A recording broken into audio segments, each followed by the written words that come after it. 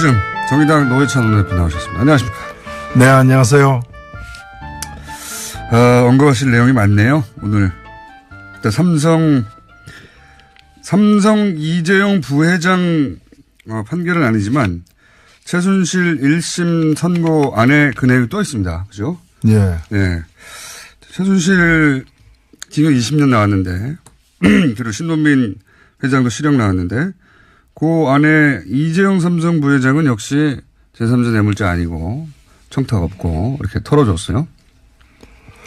면죄부죠, 면죄부. 지금 네. 이재용 재판에 이어서 최순실 선고가 있었습니다. 네. 두 재판의 공통점과 차이점이 굉장히 의미 있고 중요한데요. 네. 이 같은 점은 뭔가면은 최순실에게는 중형을 내리고 이재용 그렇죠. 석방했음에도 불구하고 그 최순실 중형을 내리는 과정에서 이 삼성 승계 작업이라는 예. 삼성에서 이거 뇌물을 줄 만한 이유가 없었다. 예. 그 승계 작업이라는 실체 자체가 존재하지 않았다. 그러니까요. 아니 승계는 승계하고 있는데 승계 작업이 없었다라는 예. 놀라운 논리가 계속 이어지고 있어요. 예. 말도 안 되는 사실 얘기죠. 그런데 그런 점에서는 정형식 그 형사 13부 판결이나 항소심 판결 이재용에 대한 판결이나 근본은 같아요. 예. 최순실에 대한 그 판결이나 근본에 갔기 때문에 저도 이제 보도자를 해서 지적을 했는데 예. 또 차이도 있어요. 예. 차이는 뭔가 하면은 정유라에게 간 말 36억. 말을 인정했어요. 이걸 뇌물로 인정했거든요. 예. 이 차이가 왜 의미 있냐면 만일에 예. 이 김서윤 판사가 최순실을 판결했던 김서윤 판사가 며칠 전에 이재용 항소심을 맡았다면은 예. 맡았다면 어떻게 되느냐. 그러면은 승계 작업이라는 실체는 인정하지 않고 예. 묵시적 청탁도 없었다라고 판결하면서 다른 한편으로는 정유라 말은 뇌물이다. 예. 이래 되면 36억이 뇌물로 추가되는 거예요. 70억이 되는 그러면 50억이 넘기 때문에 특정경제가중처벌법에 따라서 집행유예로 나올 수 없는 상황이 되는 거죠. 예. 그렇기 때문에 이 김세윤 판결에도 문제는 있지만 그거 하나 가지고 그 하나만 가지고도 예. 이재용은 밖으로 나올 수 없었다. 만약에 김세윤 판사가 이재용 2심을 맡았다면 예, 그렇죠. 그때는 근데 다르게 됐을 거예요, 또. 예, 물론이죠. 왜 그러냐? 예. 왜 그러냐? 삼성이기 때문이죠. 이게 다 이유는 예. 삼성이기 때문은 아닙니까? 예, 그래서 유독 대한민국 재판부가 이제까지 과거에도 그랬지만 삼성만 봐주는 예. 제가 볼 때는 삼성에 대한 묵시적 판결. 그러니까 삼성을 봐주는 판결이라고 말을 안 하는 삼성 봐주기 묵시적 판결을 지금 네. 세습적으로 하고 있다. 세습적으로 하고 있다. 묵시적 삼성 봐주기가 우리 재판부에 면면이 이어왔지 않습니까, 사실은. 그렇습니다. 네. 우리 재판부가 사실은 과거에 전두환도 봐주지 않았고 네. 한번 봐줬지만 그 다음에는 안 봐주고 노태우도 안 봐주고 다 안 봐줬습니다. 근데 이번에 삼성만은 이제까지 계속 봐주고 있는 거죠. 삼성은 역대 구속된 적이 한 번도 없다가 최초로 이재용 부회장이 구속이 됐죠. 최초로. 네. 다시 풀려난 겁니다, 이게. 예. 1년도 안 돼가지고. 그 이전까지 2대에 걸쳐서 구속이 없었죠. 없었습니다. 예. 3대째 가서 구속은 됐는데 다시 풀려난 겁니다. 만일에 이병철 전 회장이 창업주나 또는 이건희 회장이 당시에 그 정경유착이라거나 뭐 비자금 횡령 등의 여러 사카린 밀수 사건 등으로 인해서 그 제대로 구속되고 처벌받았으면은 그 후대 그 손주가 이런 일을 할 리가 저는 없다고 봅니다. 겁나서 못하겠죠. 겁나서 못하는 거죠. 네. 근데 그때 다 풀려나는 걸 한 번도 제대로 구속도 안 되는 걸 봤기 때문에 이런 겁 없이 이런 우리 집안은 된다 이거예요. 해도 이런 거. 왜냐하면 국어 삶으면 된다 어디든. 어딘지는 모르겠어요. 국어 삶으면 된다. 몇몇이 이어오는 집안의 가훈이에요. 국어 삶으면 다 돼. 예. 이때가 다 통했고요. 이번에도 통한 거죠. 그리고 최순실 판결이 중요한 게 아니라 최순실이 18년을 받든 22년을 받든 사실 중요하지 않습니다. 이제. 네. 그 안에 들어있는 삼성전자 이재용 부회장이 어떤 법적 판단을 받느냐인데 이번에 판결을 그대로 우리가 존중한다 하더라도 납득될 수 없는 건 뭔가 하면 그러면 오로지 그 강압만 있었고 자기들이 뇌물을 줘야 될 이유가 없었고 예. 또 청탁도 하지 않았다는 거 아닙니까? 그렇죠. 승계 작업도 없었고. 예. 그러면은 정유라에게 36억어치의 말은 왜 줬느냐라는 거죠. 총 72억을 왜 줬냐는 거예요. 예. 그러니까 뇌물인데. 줄 이유가 없는데 줬다는 거. 그거는 이제 재판부의 논리는 그 이재용 2심 재판부의 논리는 대통령이 무서워서 줬다는 거 아닙니까? 주라고 그래가지고. 대통령. 그러면은 뇌물죄가 적용이 안 돼야죠. 정윤아에게 준 것은 뇌물죄가 아니고 뺏긴 거죠. 뺏긴 거죠. 네. 강탈당한 거니까 그러니까요. 피해자죠. 그러니까 피의자가 그 돈을 아니라. 돌려받아야 돼요, 그냥. 그렇죠. 뇌물이 아니고. 네. 그 논리대로면 대통령이 때린다 그러니까 무서워서 준 거 아니에요. 비행을 뜯겼다라고 법률 용어로 써줘야 됩니다, 이거는. 그리고 SK에 대해서도 이상한 말을 만들어냈어요. 그래서 이게 말이 안 되니까 요구형 뇌물이라고 하는 처음 듣는 단어를 만들어냈어요. 2심 재판부에서. 이재용. 이게 뇌물은 뇌물인데 저쪽에서 요구를 막 하니까 할 수 없이 준 뇌물. 이걸 만들어냈어요. 아니요. 그거는 요구를 했다 하더라도 예. 아니 뇌물 요구하는 경우가 얼마나 많습니까? 그러니까요. 그 요구를 받았다 하더라도 그것이 예를 들면 포괄적 뇌물죄라는 것이 구체적인 청탁이 없어도 네. 뇌물을 준 결과로서 향후에 어떤 대가를 받을 가능성이 있을 경우에는 포괄적 뇌물죄를 광범위하게 인정하거든요. 그건 이미 전두환 때 만들어진 거 예. 아닙니까? 예. 그것도 지금 적용을 안 시킨 거죠. 이게 모든 건 그냥 삼성이라서 그런 거예요, 삼성. 막 법리로 막 해석하고 뭐 언론들이 막, 마치 그럴 수밖에 없는 특별한 법리적 사유가 있는 것처럼 써주는데 그냥 삼성이라서 그런 거 아닙니까? 해설 이유, 기사를 쓸 때 그냥 그렇게 쓰면 돼요. 삼성이라서. 복잡하게 쓸 게 아니라. 그런데 지금 이 최순실 판결 관련해서도 그 가운데 빠져나간 이재용 부회장에 대한 기사는 없어요, 잘. 네. 결국은 이재용 부회장이 빠져나간 건데 이 재판의 핵심이. 저는 대법 판결이 남아있기 때문에 네. 지금 이재용 부회장은 석방됐다기보다는 귀휴 상태다. 다시 돌아갈 것이라고 봅니다. 또 그래야 정의가 삽니다. 잠시 며칠 나온 겁니까, 외박? 예. 네. 좋습니다. 그렇게 생각하도록 하죠. 외박은 나왔을 뿐이다. 올림픽 얘기도 좀 해볼까요? 예. 그 가면 논란은 어떻게 보십니까? 어제 어제 하태경 저는 그 현장에 있었어요. 네. 저는 현장에 있었던 사람이고 하태경 의원은 현장에 없었던 사람이에요. 제가 그날 길이 막힐까 봐 좀 일찍 갔어요. 네. 일찍 가가지고 바로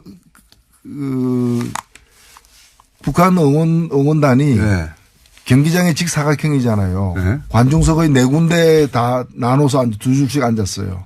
제가 보는 정면에 그분들이 앉아가지고 네. 했는데 갑자기 그 가면을 썼는데 그냥 그 가면이 뭔가 하면은 얼굴 사이즈보다 훨씬 커요. 그래서 그 가면을 착용하는 순간 몸이 아주 이제 그 불균형으로 인한 그로테스크한 그래서 재밌으라고 하는 누가 거죠. 보더라도 웃음을 자아내는 네. 얼굴이 누구만큼 제 옆에 있는 누구만큼 큰 예, 그런 사이즈. 그 정도는 안 큽니다, 제가. 예. 그러니까 몸은 이제 미들인데 네. 얼굴은 XX 라지 정도 되는 그런 거여 가지고 다들 웃었어요. 보자마자. 근데 그때는 네. 문재인 대통령 부부랑 김영남, 김여정 북한에서 온 분들 네. 그분들이 도착하기 전이었어요. 아하. 그러니까 그분들 보라고 무슨 누구 어린 시절 나는 꿈에도 생각 안 했어요. 그래서 나는 오뚜기 얼굴처럼 보였고. 어떻게 얼굴. 예. 그랬는데 그걸 가지고 김일성 어릴 때 얼굴이다. 네.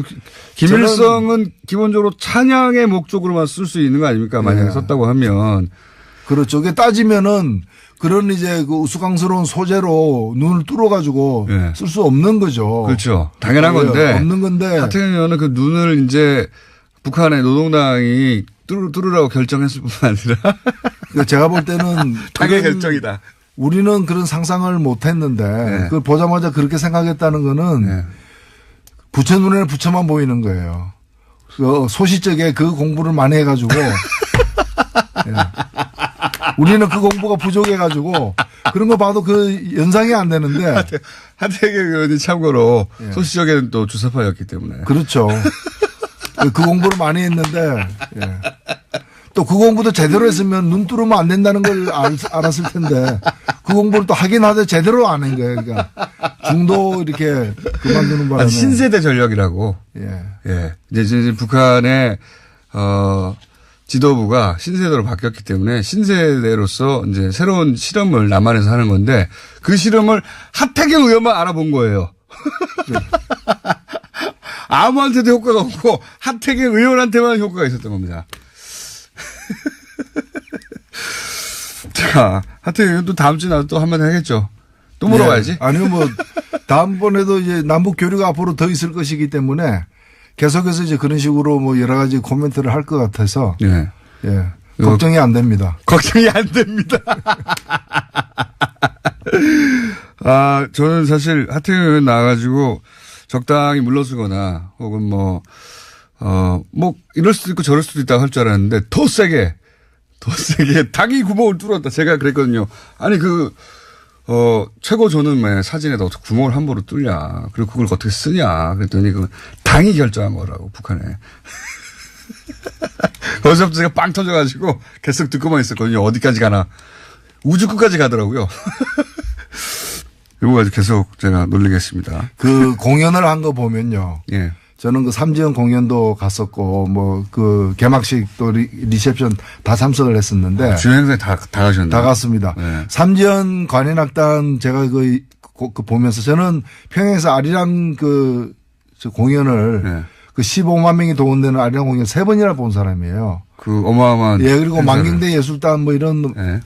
그런 공연을 참 많이 본 사람인데 이번에 보면서 굉장히 좀 뭐랄까 절제자제하려고 애를 썼다. 그리고 뭐 심하게 얘기하면 이 남한에 있는 그 우리 대한민국 국민들 눈치 보려고 애를 많이 썼다. 그 굉장히 맞춰줬다고 가사도 바꾸고. 네, 가사도 바꾸고 곡 선정하는 것도 제가 볼 때 심지어는 미국 눈치까지 봤다.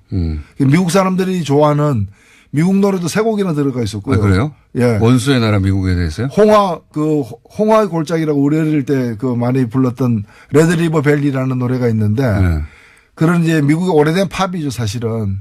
그런 노래, 그 다음에 올드 브렉조 있죠. 예, 예. 그걸 또 어떻게 번역했는가 하면 흑인 영감조. 제목이. 맞는 말이네요. 예, 맞는 말. 그래서 그런 이제 미국의 아주 대중적인 그런 노래들까지도 레퍼토리에 집어넣을 정도로 신경을 많이 가사 중에 이제 북한을 뜻하는 단어들이 있으면은 그걸 또 바꿨다면서요? 예, 사실은 그거는 남북 간의 사전 조율을 한 걸로 알고 있어요. 그래서 우리가 그 가사 때문에 남측에서는 그 곡 빼라라고 요구하니까 빼지 않고 가사를 그럼 바꾸겠다. 가사를 바꾸겠다. 그래서 태양이라거나 이런 그렇죠. 특징을 김일성을 상징하는 연상시키는 이런 걸 다 뺐는데 그런 걸 뺀 사람들이 얼굴을 갖다가 김일성 얼굴로 해서 가면 쓰고 이렇게 나타나렸다는 자체가 말이 안 돼. 앞뒤가 안 맞는 얘기죠. 근데 사실 중국에서 중국 뭐 어떤 행사였죠? 중국 행사에 가는데 북한 공연단이 뭐 노래를 빼거나 하라고 했더니 돌아가 버렸잖아요. 그냥 그때네. 그렇죠. 예. 그 정도로 북한은 자존심 빼면 시체입니다. 원래. 그런데 다 맞춰줬거든요. 실제 이번에 공연 같은 경우에. 근데 이제 우리 언론에서 그런 걸 전혀 보도하지 않고 가면 같은 걸로 막 난리치고 그러니까 속상했을 거예요. 사실은. 한편으로는. 이렇게까지 했는데. 네. 과거에 비해서는 훨씬 더 노력했는데. 또 하나 과거에 없었던 예가 뭔가 하면은 이제까지 남측에 와서 공연한 적도 여러 번 있었고 또 우리 대한민국의 또 예술단이 가서 또 공연한 경우도 있었지 않습니까? 서로 있었는데 단 한 번도 남측을 방문했던 공연단이 북한으로 돌아가가지고 김정일이나 뭐 위원장이나 이런 사람 만나가지고 칭찬받고 이런 게 없었어요. 이번에 그렇죠. 삼지연 관현악단 전원이. 맞습니다. 전원이 단체 사진을 김정은 지도자와 함께 찍었어요. 찍었는데 그래서 이번에 이제 지휘자가 이제 옆에 앉고 김정은 바로 옆에 앉고 해가지고 전체 단체 사진 찍은 보도를 봤는데 그만큼 이번에 갔다 오는 것에 대해서 북한이 나름대로는 정성을 쏟았다. 맞습니다. 볼 수 실제 내용으로 봐도 그렇고 이렇게 북한이 많이 양보한 적도 없고 그리고 여동생이 내려와서 말하자면 최고 권력의 여동생이 내려와서 남한에서 태극기 올라가고 애국가 부르는데 기립하고 이런 적 처음이거든요. 네, 그쪽에서는 정말 많이 양보했어요. 예의를 찾아온 손님답게 예의를 차렸다. 저는 그렇게 평가하고 싶습니다. 그러니까요. 우리가 거꾸로 제가 아침마다 여기 새벽에 올 때마다 YTN을 듣거든요. 그러면 YTN은 북한 공연단에 대해서 어떻게 보도하냐면 냉랭한 남한 민심이 위축됐다 이런 식으로 보도해요. 아예 그렇게 깔고 들어갑니다. 아예 그 공연이 실패했다 혹은 우리 남한에서는 그들을 반기지 않는다고 전제해버리는 거예요. 아예. 기정사실로. 그게 사실이든 사실이 아니든 그렇게 만들어 가고 싶은 거죠. 근데 저는 이 잔치가 누구 잔치입니까? 우리 잔치잖아요. 그러니까요. 그리고 그날 저는 개막식 때 보면 제일 먼저 들어오는 깃발은 태극기였어요. 맞아요. 가장 큰 깃발이었고 가장 먼저 개양되었고 올림픽 깃발은 그 개막식 끝날 때 개양됐기 때문에 마지막까지 태극기만 휘날리고 있었어요. 그 잔치에 온 손님들인데 그럼 고맙죠. 그 단일기는 맨 마지막에 나왔어요. 그 태극기가 개양이 안 된다고 난리가 났었잖아요. 그때. 단일기가 개양이 안 됐죠. 그러니까요. 거꾸로. 예. 단일기는 몇 분 나오지도 않는데 그거 하면은 평양 올림픽이라고 어찌나 난리를 쳤던지 그거 보면서 저는 화가 났었어요. 자, 이거가 오면 평양 올림픽이 된다고 그렇게 난리를 쳤다고. 이거 말도 안 되는 소리를. 2시간 가까이 그 체제 선전은 대한민국 체제 선전한 거죠. 사실은 언론을 진짜 크게 욕을 먹어야 되는 겁니다. 단일기 때문에 평양 올림픽이 된다는 식의 주장을 할 때 그게 말이나 되는 소리냐고 사실은 취급해야 되거든요. 그 뉴스를. 그런데 똑같이 취급하니까요. 완전히. 실제 개막식을 본 세계의 어떤 누구가 그것 때문에 다 평양 올림픽이 됐다고 생각합니까? 단일기 때문에. 아무런 논란도 되지도 않을 걸 가지고 논란을 만들어낸 거예요. 평양 올림픽이면은 인공기가 휘날려야죠. 이전에 논란이 됐던 게 실제 벌어지면 아무 일도 아니라는 걸 우리가 계속 확인해 가는 건데 그 논란을 계속 보도해 주니까 정말 논란처럼 돼버리는 거죠. 그리고 그 가짜 뉴스들이 많았던 거죠. 그러니까 이제 그날 그 태극기가 먼저 들어오고 태극기가 유일하게 개양되는데도 다른 깃발이 개양되는 것처럼 또 인공기를 휘날리는 것처럼 그다음에 뭐 배지를 달고 저는 배지 단 사람도 이번에는 못 봤어요. 배지도 뵀어요. 맞아요. 예. 예전에 꼭 배지 김일성 배지나 이렇게 달고 왔었는데 배지도 없습니다. 이번에는. 오히려 자유한국당 이런 데서 좀 이번에 배지 달고 나타났어야죠. 예. 이승만, 박정희 이렇게 2명 배지 딱 달고 나타나가지고. 자, 정상회담을 제안하고 갔어요. 이거 어떻게 될 거라고 보십니까? 예, 쉽지 않은 일이죠. 사실은 굉장히 무거운 주제입니다. 겁니다. 복잡하고. 결국에는 정상회담 안 하냐의 문제는 앞으로의 이제 이후 과정이 어떻게 될 거냐인데, 지금 대체로 보면은, 초창기에 이제 미국은 이제 압박이냐 대화냐 둘 중에 하나다. 둘 중에 하나라면 당연히 압박이다. 그래서 대화에 대해서 굉장히 걱정하고 꺼려하고 대화 때문에 압박이 손상될까봐 효력이 떨어질까봐 걱정을 했는데 그게 이번에 참석한 펜스의 얼굴에서도 그렇죠. 태도에서도 많이 이제 드러난 겁니다. 이바에다 압박이라고 쓰고 있죠. 근데 이 트럼프가 이제 이 올림픽 과정을 지금 아직 끝나지 않았습니다만 이 과정 중에 보여준 태도는 이건 약간의 희망도 섞여 있는 관측입니다만은 압박과 대화가 병존하는 동시 진행하는 걸 미국이 받아들이기 시작했다고 저는 봅니다. 왜냐하면 압박 없이 대화만 가는 거는 일단은 불가능해요. 그리고 서로가 조건이 있기 때문에 예를 들면 핵 동결할 거냐 핵이라도 동결해야 뭘 안 한다라고 저기서는 군사훈련 안 해야 뭘 한다거나 이런 식으로 조건과 조건이 이제 엮이기 때문에 그러면 진행이 하나도 안 되죠. 압박과 대화가 병행한다면은 중간 어느 지점에 그 정상회담이 있을 거고 그 정상회담이 8월이냐 아니면은 구구절 이번에 신년사를 잘 볼 필요가 있는데 신년사에 2개의 큰 사건을 얘기했어요. 그 김정일 신년사에 하나가 이번에 올림픽이고 평창 올림픽이고 하나가 자기들 그 건국 한 구구절이거든요. 9월 9일인데 그 두 행사를 성사시키기 위해서 충돌이나 대립을 갖다가 이제 해소시키자라고 제안을 한 거기 때문에 제가 볼 때는 정상회담이 구구절 전에 있거나 8월 15일 경에 아니면은 구구절 이후에 있거나 직후에 올해 연말에 이렇게 될 터인데 이까지 상황 관리가 가장 힘들고요. 엄청난 방해가 있겠죠. 그렇죠. 그래서 일단은 대략 중간 목표는 핵 동결로 그리고 최종 목표는 핵 제거 비핵화로 가는 이 험난한 과정을 어떻게 운전해서 갈 거냐. 북한도 다루기 어렵고 미국도 다루기 어려운데 또 국내 민심도 또 다루기 쉽지 않죠. 보수 정당이 또 사실은 사사건건 북한과 관련해서는 저쪽에서 북핵 포기를 얘기하지 않는데 대화에 응하는 것은 또 북한에 이용당하는 거라면 공격할 거 아닙니까? 그럼 100%죠, 100%. 중요한 거는 네. 미국과 현 정부가 미국과의 대화를 잘 해서 인식의 어떤 기반 죄송합니다. 인식의 그 공유 이런 걸 많이 만들어내야 돼요. 제가 볼 때 뭐 자유한국당 떠드는 거는 중요한 건 아니고요. 네. 자유한국당 거의 마지막까지 아베하고 같은 얘기를 할 거기 때문에. 마지막까지 아베하고 네. 같은 얘기를. 그리고 그건 뭐 맞죠. 어떻게 한국 대통령을 만나가지고 한미 훈련을 하지 말라라고 얘기를 네. 할 수가 있어요. 자기가 한미 중에 어디예요, 그러면. 자기가 한국이에요, 미국이에요. 훈인가 보죠, 훈. 한미 훈. 어쨌든, 그리고 또 일본 돌아와서 자기들끼리는 그게 내정 간섭, 어떻게 내정 간섭이냐 자기들끼리 떠들죠. 그럼 또 그걸 또 중앙일보가 다섯 스피해 줍니다. 일본이 화났다고. 화나든 말도 그게 무슨 상관이에요. 그런 거는 화난 것이, 그거는 질환으로 취급해야지. 그냥 감정의 표현으로 취급할 수가 있나요, 이거는.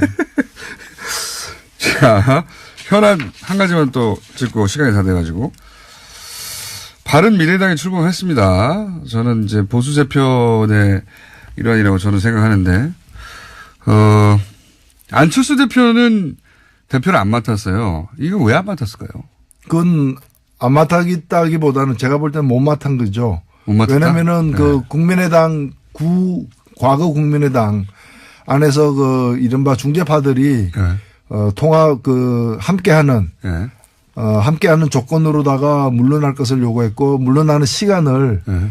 그 통합 전이냐 후냐 가지고 실갱이하다가 결국에는 물러난다는 걸 약속을 받아낸과 동시에 통합 직후에 물러나는 걸 양해한 것이죠. 그래서 원래 계획이 물러나는 건 아니었다. 그러나 일단은 물러나는 건 하나 현실로 수용을 했기 때문에 물러난 상태에서의 뭐 전략이나 뭐 대응이 있겠죠.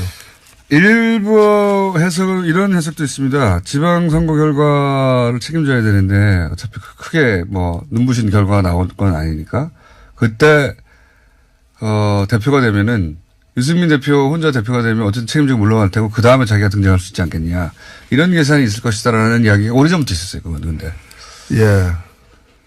뭐 결과적으로 그렇게 될지는 모르겠지만 네. 그걸 계산으로 해가지고 그렇게 했다면은 예. 뭐 까마귀 날자 배 떨어지는 거나 다름없이 까마귀 수준이 되는 거죠, 이제. 자, 남의 당 얘기는 좀 조심스러우셔 하기 어렵습니다. 예. 자유한국당 얘기는 자유롭게 하시는데, 예. 바른당 얘기는 바르게만 하셔가지고, 예. 오늘은 여기까지만 하는 걸로. 자, 지금까지 정의당의 노회찬 원내대표였습니다. 감사합니다. 네, 명절 잘 쓰십시오. 봐주지 않았고, 네. 한 번 봐줬지만 그 다음에는 안 봐주고, 노태우도 안 봐주고 다 안 봐줬습니다. 근데 이번에 삼성만은 이제까지 계속 봐주고 있는 거죠. 삼성은 역대 구속된 적이 한 번도 없다가 최초로 이재용 부회장이 구속이 됐죠. 최초로. 네. 근데 다시 풀려난 겁니다, 이게. 예. 1년도 안 돼가지고.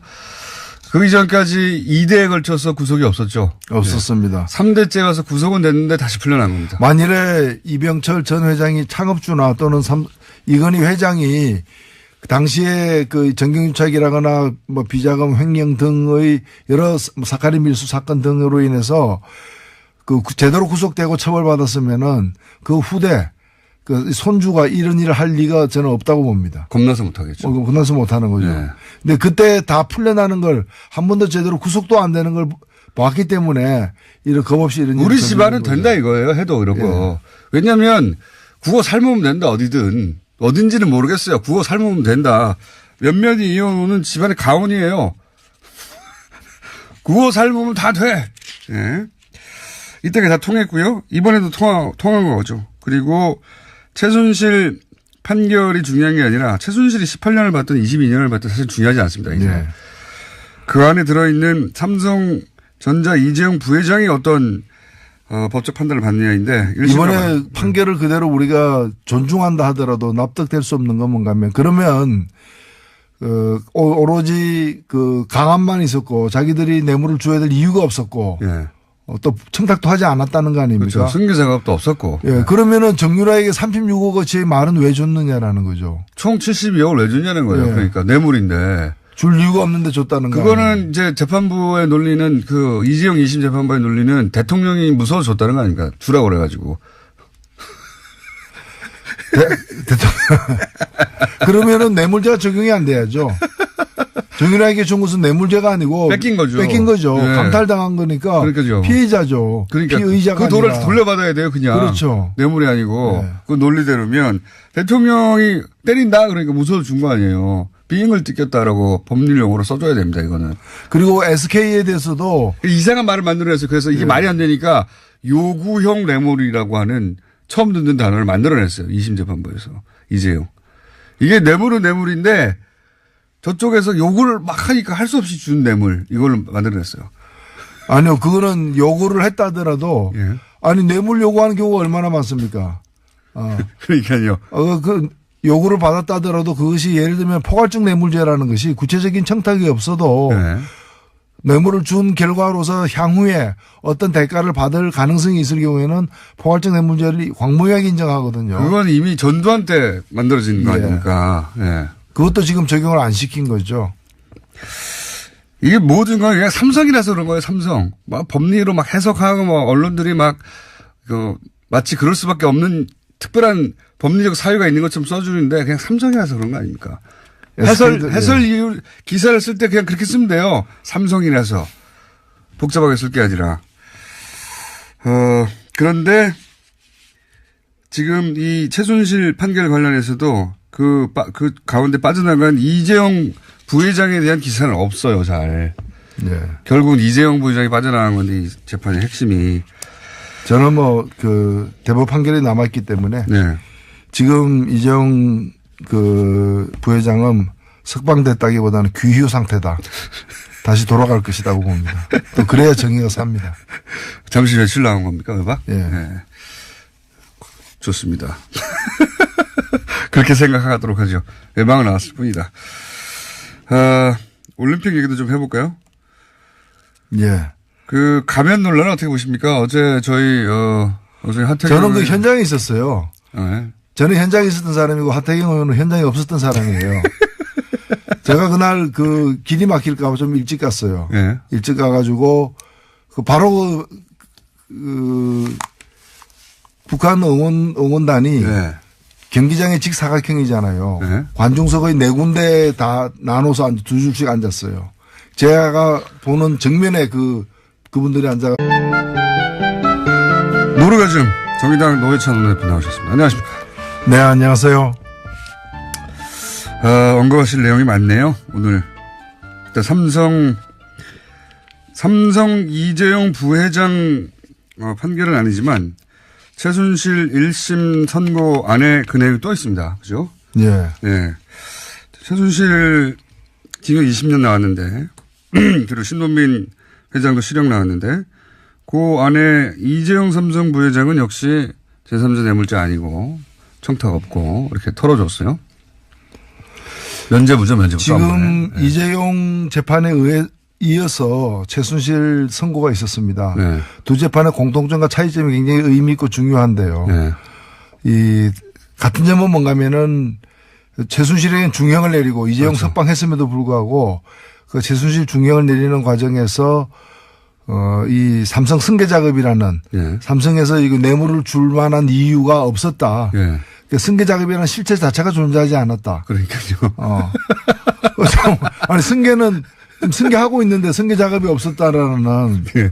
놀라운 논리가 계속 이어지고 있어요. 말도 안 되는 사실 얘기죠. 근데 그런 점에서는 정형식 형사 13부 판결이나 항소심 판결 이재용에 대한 판결이나 근본은 같아요. 예. 최순실에 대한 그 판결이나 근본에 같기 때문에 저도 이제 보도자를 해서 지적을 했는데 또 차이도 있어요. 예. 차이는 뭔가면은 정유라에게 간 말 36억. 말을 인정했어요. 이걸 말을. 뇌물로 인정했거든요. 예. 이 차이가 왜 의미 있냐면 만일에 예. 이 김서윤 판사가 최순실을 판결했던 김서윤 판사가 며칠 전에 이재용 항소심을 맡았다면은 예. 맡았다면 어떻게 되느냐. 그러면은 승계 작업이라는 실체는 인정하지 않고 예. 묵시적 청탁도 없었다라고 판결하면서 다른 한편으로는 정유라 말은 뇌물이다. 예. 이래 되면 36억이 뇌물로 추가되는 거예요. 70억이 되는 그러면 50억이 넘기 때문에 특정경제가중처벌법에 따라서 집행유예로 나올 수 없는 상황이 되는 거죠. 예. 그렇기 때문에 이 김세윤 판결에도 문제는 있지만 그거 하나 가지고 그 하나만 가지고도 예. 이재용은 밖으로 나올 수 없었다.